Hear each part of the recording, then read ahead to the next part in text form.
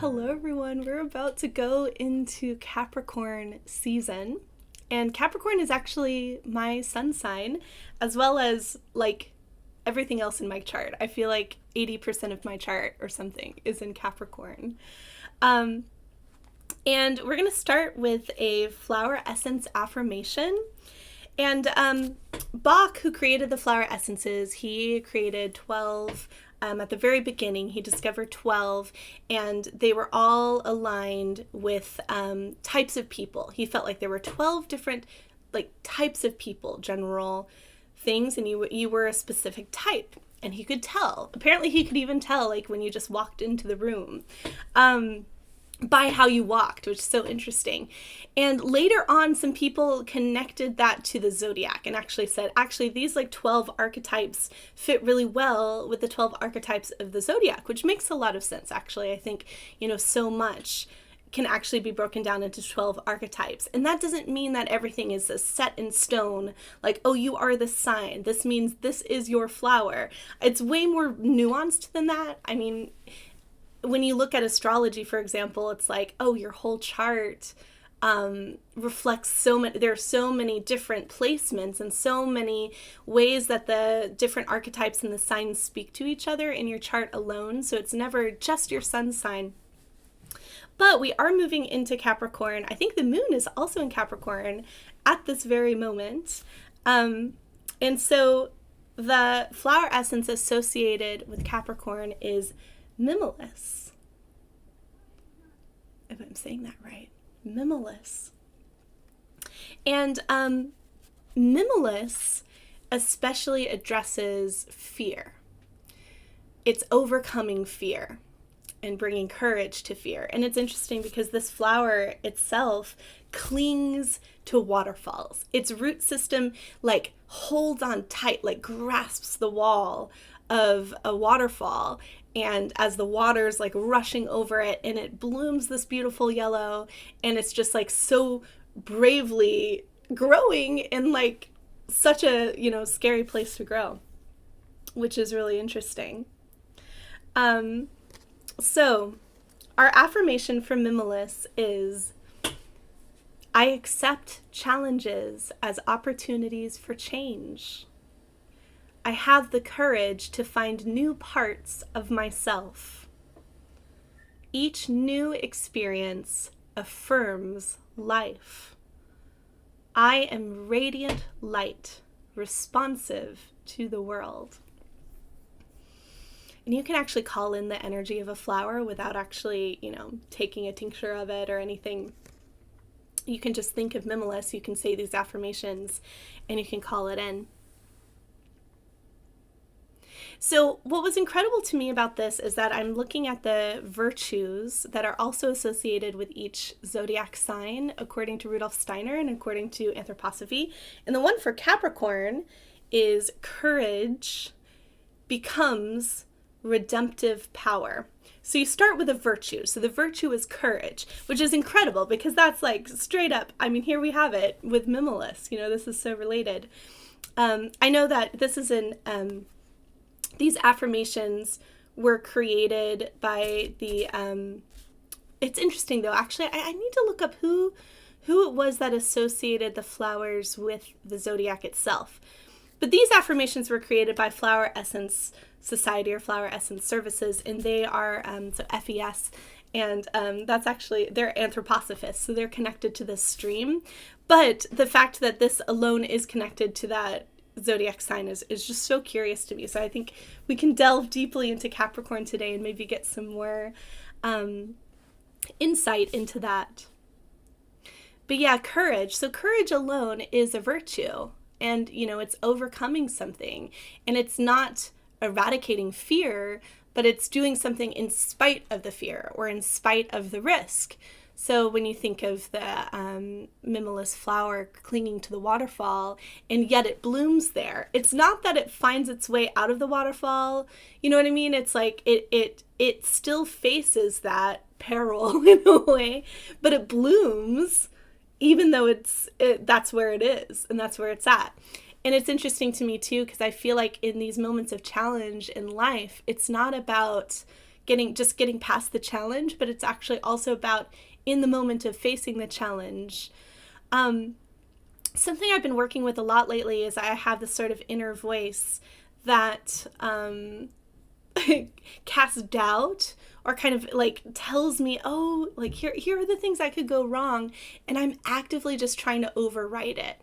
And especially in the work that I feel called to do, I'm trying to instead just say yes. So I'm saying yes in despite of that. And I feel like that's also this gesture of the mimulus flower. So courage, which is already a virtue, Steiner gives this like transformative, this like pathway to go towards something. So becoming a redemptive power.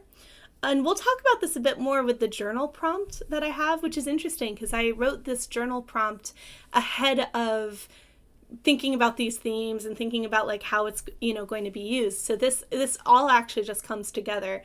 We'll get the journal prompt a little bit later. So by the way, if you want to grab your journals and kind of prep for that would be a good time to do it. Yeah, so redemptive power, so finding things of the past and redeeming it anew. And I've been thinking too about, and I'm sure that there's a lot of literature on this, and I have to be honest, I haven't looked it up. I've just been thinking in my mind. I think I have come across stuff before though, so if it's related, it might be. But thinking about, you know, this symbol of Capricorn, kind of the most common one we see, which is the goat with the mermaid tail. And this like fish goat kind of creature. I'm saying mermaid, but yeah, it's like a fish goat. And so it's got like the bottom half of it is this completely different type of creature than the goat. But one thing that I wanted to say about the goat that I was thinking about is, hey, like the goat actually has a similar gesture to the mimulus flower in that it climbs up the rocky edges of a cliff, like so bravely. It's like overcoming. It's literally like climbing mountains with these tiny little hooves and just bravely being on the side of rocky cliffs. It's really incredible to watch, actually. So then that being the symbol of Capricorn, but it's coming from the deep watery depths. And I've actually been thinking about, you know, humanity and how we're coming from this old age, this more kind of watery, collective, unconsciousness.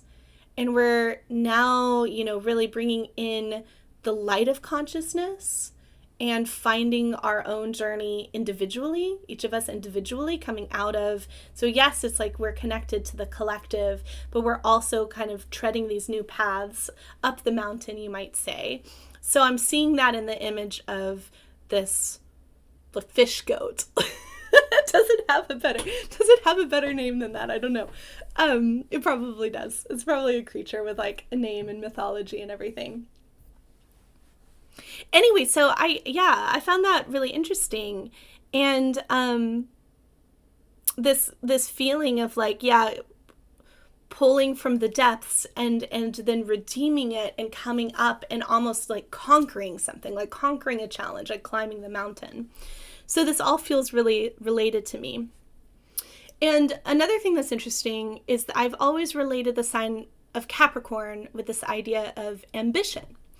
Just from being a Capricorn and, you know, hearing about Capricorn. And ambition could also be seen as this, as like finding your individuality and your individual path and journey and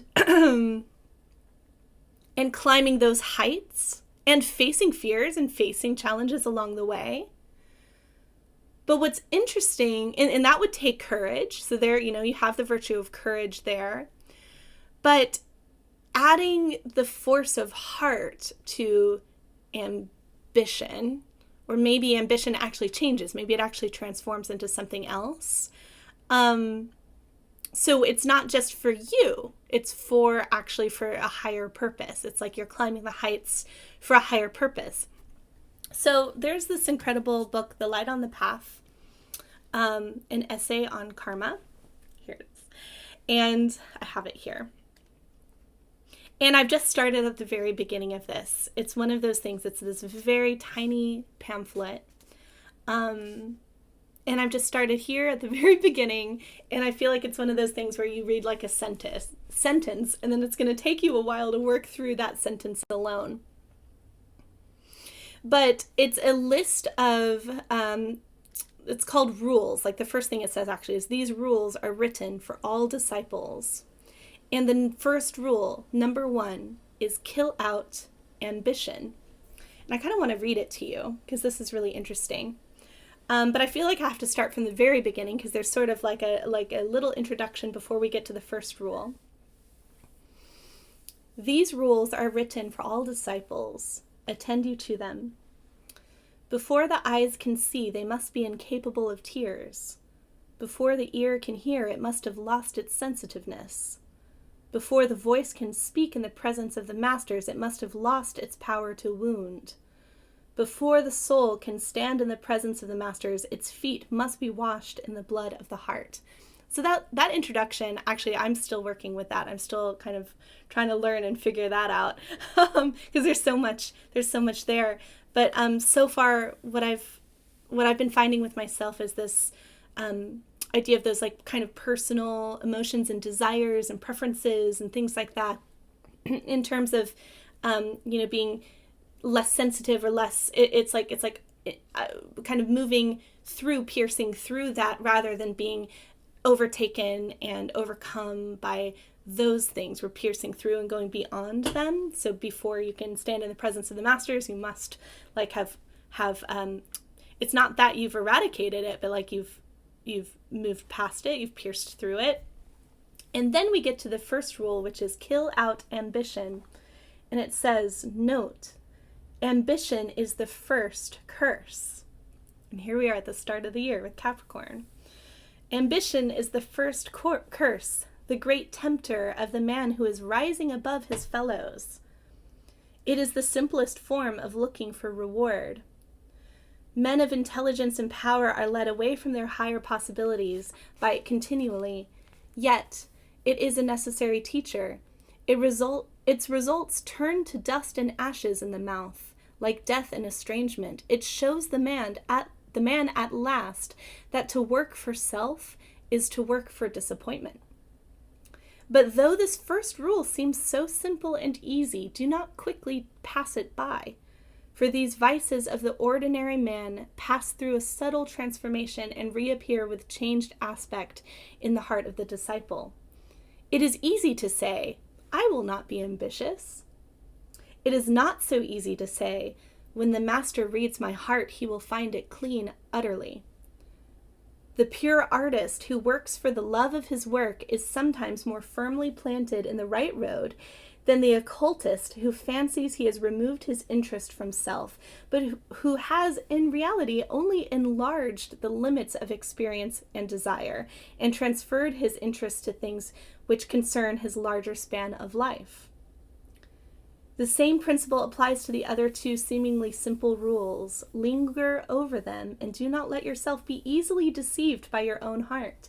For now, at the threshold, a mistake can be corrected, but carry it on with you and it will grow and come to fruition, or else you must suffer bitterly in its destruction. So there's a lot of intensity to that message, obviously. But yeah, thinking about that, if you're starting yourself, I mean, we just came from Sagittarius, right? And thinking about like, what is that star in the distance? What is that goal? But if you're actually working from a place of personal interest and personal ambition, and you start to climb that mountain, it's going to take you in a completely different direction. And like it's saying, it's easier to correct that now than to continue going in that way and then having to correct it later. So that's interesting. And it does mention the next two rules. So I'll just read them to you because I think this is interesting. So the first one is kill out ambition. The second one is kill out desire of life. And the third is kill out desire of comfort. But then, and this is what gets me, this is just incredible. It says, but work as those work who are ambitious. Respect life as those do who desire it. Be happy as those who live for happiness. And when I got that far into this like pamphlet, I mean, it's, you know, this incredible small book packed with so much. When I got that far, I was like, this is it. There is something here. So I also wanted to mention that if you're in the Northern Hemisphere, the start of Capricorn is starting, it's the winter solstice, right? So it's the birth of the light. It's the sun's rebirth, and we're actually at the darkest time of the year. So that also speaks to me of this idea of courage and of facing that darkness and that unknown. I mean, really, the darkness is the unknown. That's how I see it. And then this birth of the light, which you can see in many traditions, and you can see it in Christmas. There's also this concept, which I've become more attuned to this year, as this kind of waiting for that birth of the light. This whole period of that waiting is like labor pains. It's like you're faced with a lot, because there's a lot that actually needs to clear out before the birth of the birth of the light. So we've been coming from that time of challenge. So I've spoken to a lot of people, and I've personally felt a lot of challenge, and I've seen it with people I'm close to, and I've heard it from people. So if you've been there, just know that you're not you're not alone. But that's an interesting idea too, in then going into Capricorn.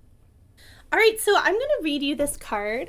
I pulled it from the Mother Mary Oracle. This is actually my very favorite deck by Alana Fairchild, and I pulled it for today.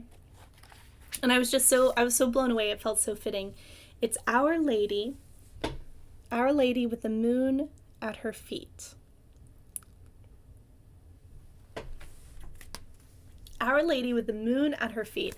And when I saw this, I thought, wow, this is so incredible, because it's making me think of what we were talking about earlier, actually, with the goat, with this image of the goat with the fishtail, and the sort of watery, collective, more unconscious, more dreamy. That's what we're coming from, and we're actually redeeming, you know, through our new passage forward.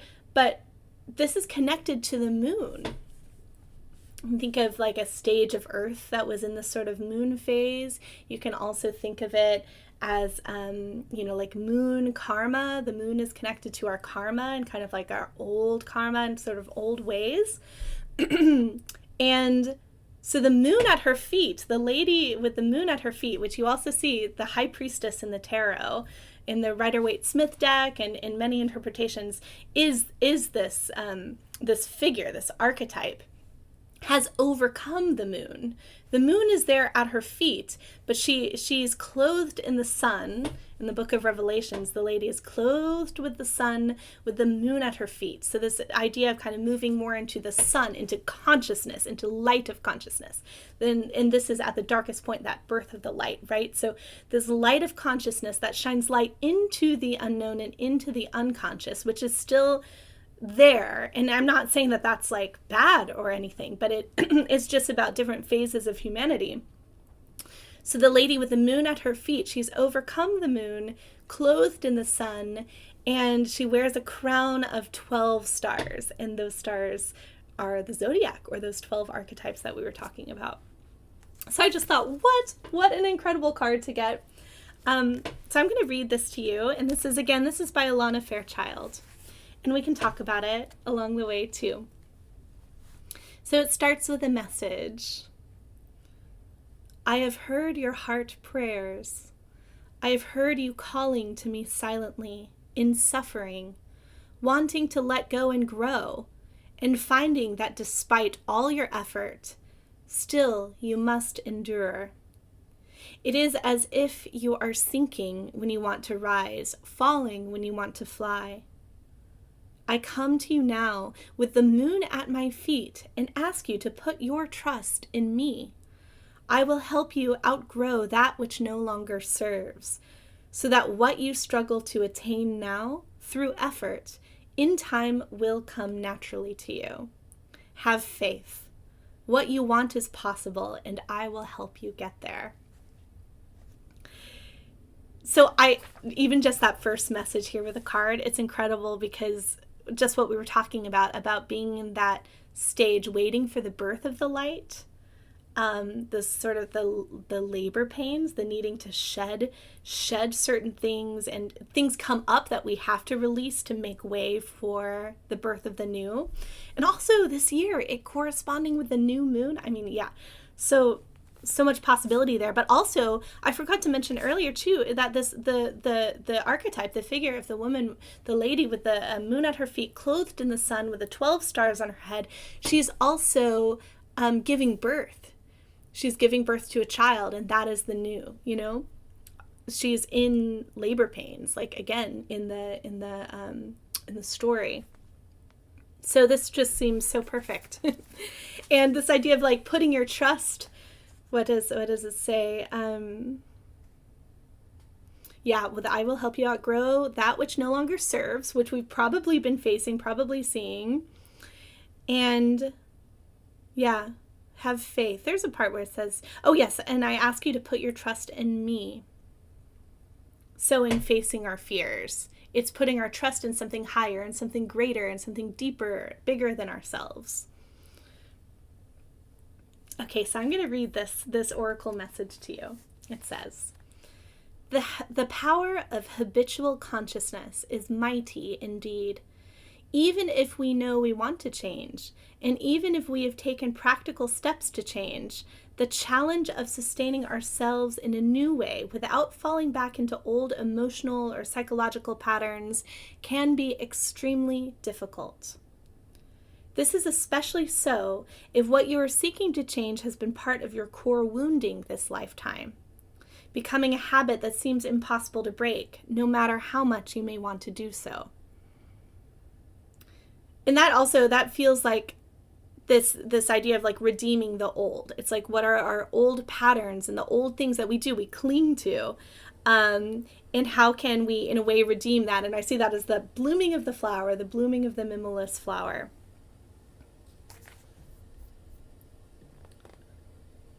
There is a force of gravity that works upon us in this world, not only physically, but emotionally and psychologically as well. It is why, despite tremendous desire and effort, change can be difficult most times, and sometimes even seem impossible at other times. To be able to grow in life requires that we be able to intelligently respond to the challenges that are a natural part of being human. Sometimes those challenges will be self-created, and we will want to let them go.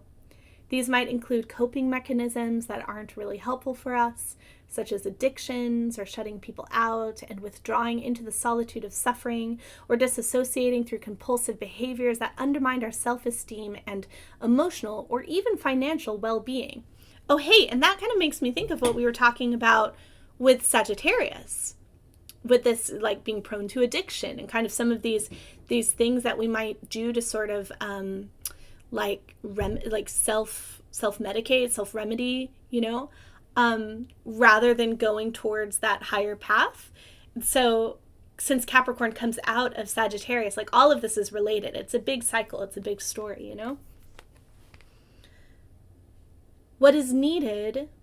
Oh, here we go. Sometimes the challenges will be circumstances imposed upon us by time or by others, and we cannot control the situation and need to find a way not only to bear it, but perhaps even, if we're feeling bold, to transform it from something negative or frustrating into an opportunity to do things differently and feel more freedom.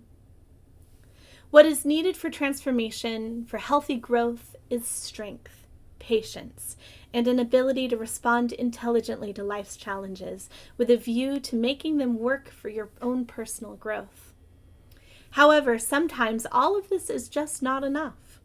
Sometimes we move this way and that, we wait, we apply ourselves, we take practical steps, and still, despite our best intentions, we may feel ourselves sliding backwards into old habits, old patterns of thinking or being, old emotional patterns. We might not even see them as patterns. We might instead just think that this is the way life is and there's nothing we can do about it. But this is not true at all. In such instances, what is needed is the loving intervention and assistance of a being that is more powerful than the gravity that we are unable to counter through our efforts alone. And again, so when we were talking about courage and this feeling of, surrendering to something greater than ourselves, it actually then, in doing that, which is like a very vulnerable to kind of like put ourselves, it feels like a death actually, which is interesting because we're in this place of the year, the winter solstice, where it feels like we're in the deepest death, really, like the deepest winter, the darkest nights. And then it's also a birth. It's the birth of the light. So this, what feels like a death, actually then in opening yourself up to this kind of higher, spiritual being, this possibility, this surrender, then new energy and new, courage and stamina can actually come in to us from higher sources that then can help us to overcome. There is no shame in this. In fact, there is wisdom in recognizing when help is needed and accepting it. Like a growing plant that needs a trellis until it stabilizes itself, so too do we humans need divine support at times along our path as we are mastering new levels of consciousness, new habits, new ways of being. And again, that feels like that image, right, of the climbing of the mountain, of that goat right on the edge of the cliff, being on the edge of the cliff. I remember actually when I was, learning a lot about performing, something that was really kind of drilled into me, actually like said a lot, was being just run at the edge of the cliff, be at the edge of the cliff. And I think that was very difficult. It's like, oh wow, all the insecurities come up when you're like, I'm just going to throw myself out there and do something that makes me really uncomfortable. But really, actually, that's what it takes to perform and be an artist at that level. And it's challenging. And I'm still kind of, it's interesting. I recently started exploring singing, and it's similar. Maybe all the arts are actually like this, where it's like you have to, in a way, throw yourself forward into the unknown, consciously, willingly, saying, yes, I will do that. And then that's where it is, then something greater can come down and speak through you in a way.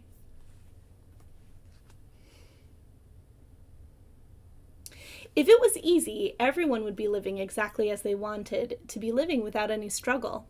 Clearly, this is not happening in the world as often as we may wish. But also, I want to throw in there, it's like we didn't come to Earth to have a perfect experience. We came to struggle. We came to bear it, to be, in this, to overcome things, to have what we need to grow.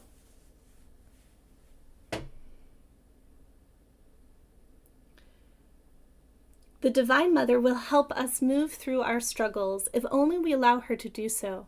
Her being, her love, is more powerful than our greatest forces of habitual consciousness and behavior. The miracles of her healing can transform even the most stubborn pessimist into an active optimist. That's also an active practice, right? Positivity, finding the positive even when you're like really struggling, you're in the unknown, you're in the pain, you're in the state of shedding. Our Lady with the moon at her feet comes to us when we are attempting to outgrow, through inspiration, hope, love, bold, spiritual daring, or big dreams, that which seems to be holding us back or impossible to change. She tells us that through her intervention, we can find the support that we need as we face the challenges of growth, and she will lend us her power to be able to reach for that star, which, without her, would perhaps be somewhat beyond our reach. For now, at least. Hey, that kind of speaks to the images we were talking about in the last stream, the last episode about Sagittarius and that star in the distance. So now it's like, okay, we're at this point of heading towards that star. Again, this idea of Capricorn and Again, ambition, where it's like, okay, now that we're heading towards it, we actually face those challenges, those tests, really, of like, and who are you doing this for? Are you doing this for yourself? Like, or like, where is this coming from? Those sort of tests of ambition. She also tells us that if we're feeling boxed in or diverted from our higher purpose in life, she will help us. She asks us to pray to her and to know that what is now is not what must always be. Transformation and healing is possible, but you must trust her. You must place more faith in her than in what appears to be an insolvable or recurring difficulty. This oracle is a wild card in the deck, in that it empowers and strengthens any other message that you receive. If you receive this card on its own, it is enough, but if you choose another card as well, this card asks you to pay extra special attention to the guidance in the other card you choose. Well, this is less relevant to us, right? Because we just chose one card and this is what came. But that's interesting to me, actually, like this card being a wild card, because it's like this is that moment of total unknown, right? Where it's like right before the birth, in the darkest of not knowing. Again, in the winter solstice, in that turning point. The birth of the light, Christmas, you know? This wild card of like, and what will be? I don't know. Anyway, I don't know if that's relevant. It's so interesting to me that is the that's what this card is considered in this deck. There's also a little bit of a meditation, a healing process, and affirmation. And yeah, I would just really recommend this deck. I think we're not going to go through that right now, but I do really recommend this deck. I use this deck personally for myself. So once again, that's the Mother Mary Oracle by Alana Fairchild. So again, this is interesting to me. I think I mentioned earlier that I had written this journal prompt before going into the themes of what today was going to be. I actually wrote it a few months ago. So this idea of courage being the redemptive, becoming redemptive power, and that being this virtue for Capricorn. And here's the journal prompt for this very time. And the prompt is, so grab your journals if you would like, or you can, save this for later. The prompt is there a project that came to you at one point, inspired from your heart space, that you somehow haven't had the time or space in your life to get going on? Is there something you started but didn't complete? Is it incomplete because it wasn't in alignment? Or because a distraction or stressor took its place instead? Come up with a plan to start a heart project this moon cycle. And I'll also add in there, maybe it's this year. I mean, we're at this turning point of the year where it's about to be a new year. We're at the, point of solstice tomorrow. So we have a card pull to go along with this too, which is what might be blocking me from turning an idea into physical reality. So again, I think this is fitting because we're talking about, what's blocking us, what hinders us, what gets in the way. Oftentimes it is related to fear, but also this idea of redemption of the old into something new with courage. And I think a couple really key points to this prompt to keep in mind is that if you're thinking of something that you were inspired to do in the past, really making sure that it comes from the heart space. So the first line in this journal prompt is there a project that came to you at one point inspired from your heart space that you somehow haven't had the time or space in your life to get going on? And the second point is this question, which I think is really important. Is there something you started but didn't complete? And is it incomplete because it wasn't in alignment, or because of a distraction or stressor took its place instead? And I kind of want to add into this prompt too, or fear. Or is it because of a fear that blocked you, And then if you feel called to come up with a plan to start this heart project, this moon cycle, you can. So when I was working with this journal prompt, I first pulled the card for the question of, what is blocking me? And I pulled the 8 of Swords, which I thought, whoa. But I really see this 8 of Swords as, being in this transformative moment before the transformation, or in process of transformation, actually in process. And it's in the painful part of the process, which is interesting. We were kind of talking about that.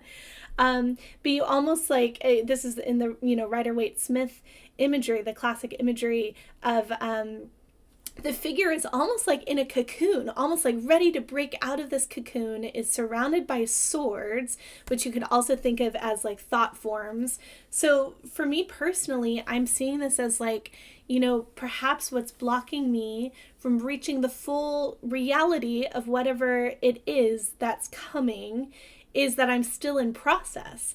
And actually, I can't really rush to the end of the process. I can't really know exactly what this is going to look like. I can keep my North Star in mind, like we talked about before with Sagittarius. I can keep that as like my process is headed towards this North Star. But what am I actually becoming? I actually don't know. And I think that that's interesting with these themes that we were talking about ambition, like releasing personal ambition, which can often be like a set, this is who I want to be. This is what I want to do. This is how I want people to see me. But it is releasing that, and it's allowing the transformation process to take place. And this almost surrender of like, okay, what forces need to be working upon me? And this might be painful, this process, and likely is, of these forces working upon me, but I'm surrendering with trust to the unknown. And I thought this was such a fitting image to get and picture to get for this time again, where it's like we're on the verge, we're on the edge of the birth of the new year, of the solstice, the birth of the sun in the northern hemisphere, Christmas, birth of the light. You can see it in many traditions, many thoughts about this time. So we are in the depth of the unknown, and I am too. So in terms of my own some of these transformative stuff that is taking place with me, which is personal. I won't go into all the details of it, but it is this idea of like, oh, you know what? I'm just needing to surrender to the unknown, and I don't need to have a picture of it. In a way, maybe if I'm blocked from what it's going to be, maybe that's for a reason, actually. Maybe I'm not quite there yet, and that's okay. So when I was getting into the journal prompt itself, it sort of took me in a different direction because I am actually thinking about this. It's so interesting that it took me all year to find this rebirth of what I used to be doing as like live stream tarot readings, and what is that going to become? I knew that I wanted to change how I was working, but it's really taken me this whole year of being kind of in this process of like, what is this going to be? And just now realizing, like with the first episode with Sagittarius, when I turned that live stream and I cut it and I edited it into a podcast and realized like, oh, I can live stream and I can create a podcast and I can create this with these themes and these ideas that I'm working with and share that with others, and hopefully, start a conversation or bring others along this journey with me, and how fulfilling that feels. And this feels like, okay, this is this new birth where it's using all of the skills and knowledge, or however you would say, all those things that I developed through that past work. And then now I'm taking it in this direction, and it feels really right. But it was so curious to me that I then made that decision and then got this notification that, surprise, like, it's been 7 years since you first uploaded your first YouTube video. It was like, congrats on 7 years. Of course, it wasn't 7 years total that I was like really, really working at it in the way that I did. But just this feeling of 7 being such a magical number and being this number of a cycle, and then starting a new cycle of 7, and here we are, we're in the new cycle. And I just took that as such a sign.